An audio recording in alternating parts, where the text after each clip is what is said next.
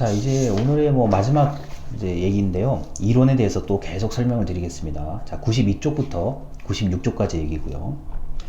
자, 이론에서 설명할 수 있는 어떤 능력과 설명력, 그리고 예측력은 무척 중요한데, 자, 직전 영상에서도 말씀드렸지만, 이게 이렇게 쉬울 것 같으면 다 이론이게요. 어렵습니다. 그리고 각 학문 분야마다 경제학의 이론, 경영학의 이론, 행정학의 이론, 다른 많은 이론들이 있는데요. 자, 그러한 이론들도 모든 것을 설명하기는 불가능하고요. 모든 미래를 예측하는 것도 어렵습니다. 자, 그래서 이론이 간결하고 정확하고 포괄성을 갖춘 특성도 있지만, 이론은 대부분의 이론들은 어느 조건에서는 이렇다. 이 조건부의 조건부의 어떤 특성도 있고요. 특정한 부분에서만 적용되는 것도 있고요. 그 다음에 확실하다기보단 근사값이에요. 그냥 어느 정도까지의 확률적인 근사치의 개념도 가지고 있는 이론이 있습니다.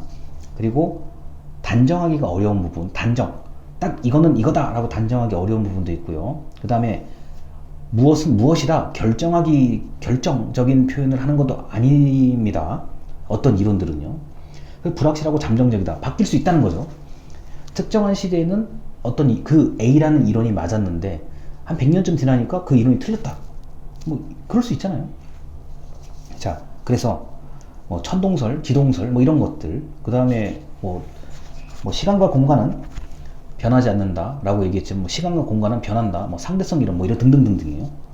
자, 그래서 이 설명력과 예측력을 모두 가진 이론들이 많은 것 같으면서도 또 조금 더 들여다보면은 좀 부분적이고 특정한 조건 아래에서만 성립되는 거고, 확실히 단정 지을 수 있는 것도 아니고, 그런 특성들이 좀 있습니다. 자, 그래서 일반화 수준이 높아질수록 만약에 특정한 하나의 이론이 어디든지 적용해서 이게 확실하다라는 게 많으면 많을수록 좋은 이론이죠. 사실 좋은 이론이 아니라 매우 훌륭한 이론입니다. 자, 그리고 이제 이론의 어떤 기능이라고 얘기한다면 회고, 자, 과거와 현재를 돌이켜 볼 수 있는 것들이요. 야, 이게 예전에 어떤 것 그거 잘한 거냐 못한 거냐, 그게 과연 옳은 것인가 그런 것인가, 그때 그게 왜 그랬지, 왜 그런 결과가 생겼었지, 이런 것을 한번 좀 검토하는데 이론이 하나의 기준이 될 수가 있죠. 특히나 심리나 상담 쪽 같은 경우도 야, 저 사람이 예를 들어서요, 저 사람이 작년에 왜 저런 행동을 했었지? 그걸 밝히는데 다양한 이론을 적용할 수가 있죠. 심리에 관련된 이론을 적용할 수가 있죠.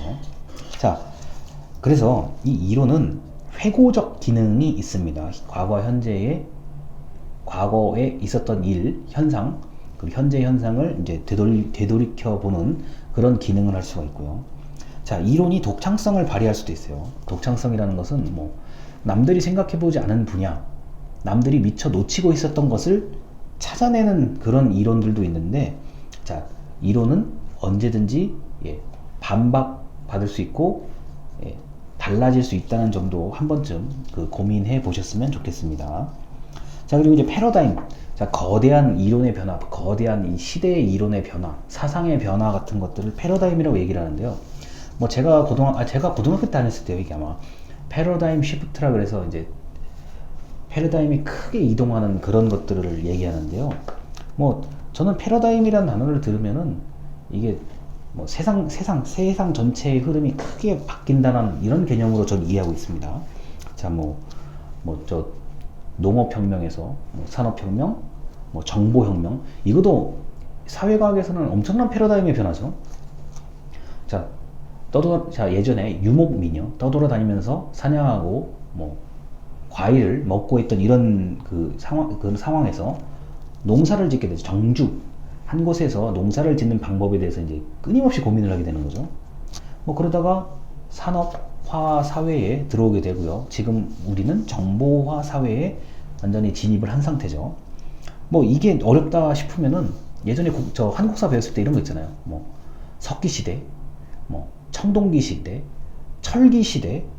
그러니까 우리가 지금 말을 이렇게 쉽게 해서 그렇죠. 제가 이렇게 말을 쉽게 하니까 그런데 청동기 만들어서 사용했던 그 시기가 엄청 길잖아요.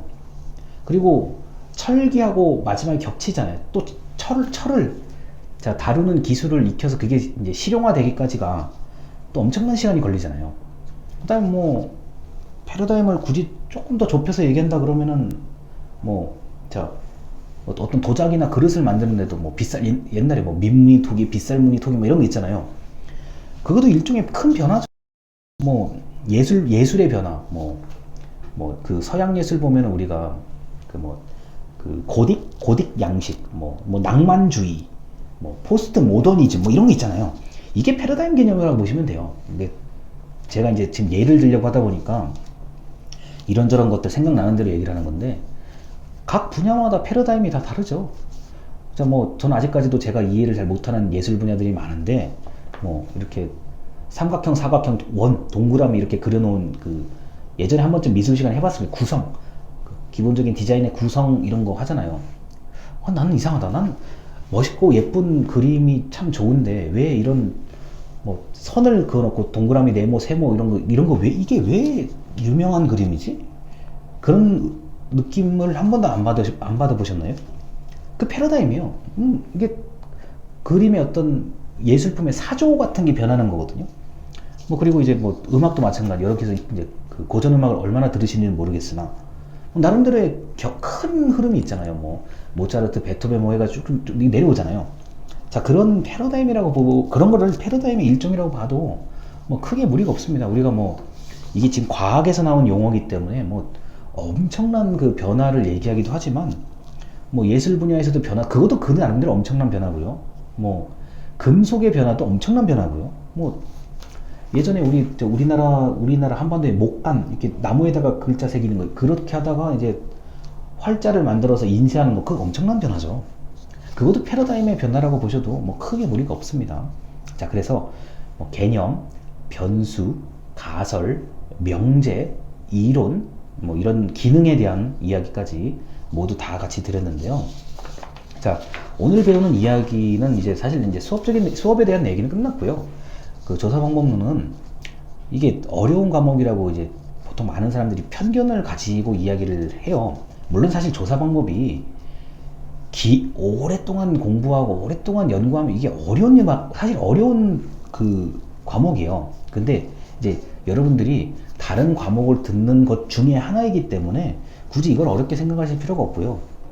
뭐 연구 조사하는 사람만 쓴다 그것도 아니고요. 이미 우리 일상에 널려 있는 것들인데 우리가 그걸 뭐 변수로 생각하고 가설을 설정하지 않고 그냥 쓰는 거죠. 그냥 살아왔기 때문에 너무 생소하다고 느낄 수가 있는데, 그리고 어떤 경우는 이제 설문지, 여론조사 여기에만 딱 한정해서 얘기하는 분들도 계세요. 근데 그 말도 맞는데 제 입장에서는 이 조사 방법을 좀 넓게 얘기를 해드려야 돼요. 특히 여러분들의 관심사가 뭐 반드시 뭐 설문지 작성이라든가 표본 추출이라든가 뭐 여론조사에만 있는 게 아니잖아요. 그러다 보니까 제가 조사 방법론을 조금 더 다양한 예를 들어서 다소 빗나가거나 틀릴 수 있는 제가 이제 부담을 가지고 이야기를 드리는 건데, 이제 뭐 그렇다고 하더라도 좀 친숙한 좀 강의를 제가 좀 하고 싶어서 여러분들에게 약 10분짜리 영상에 전부 다 요약해서 지금 말씀을 드리는 거고요. 자, 오늘도 뭐 한 45분? 50분 정도의 수업을 이제 했는데, 이 조사 방법론은 뭐 하여튼 부담을 가지지 마시고요. 너무 편견을 가지지 이게 어려운 과목 아닙니다. 이게 적절하게 뭐 몇 개만 좀 외우고 풍부하게 얘만 좀 여러분들이 기억할 수 있으면 이 과목이 굉장히 재밌는 과목 중에 하나예요. 자, 그래서 조사 방법론은 오늘 이번 주차카 시의 얘기는 여기까지 마치겠습니다. 건강하시고 5월 달에 빨리 개강을 좀 했었으면 좋겠습니다. 자, 감사합니다.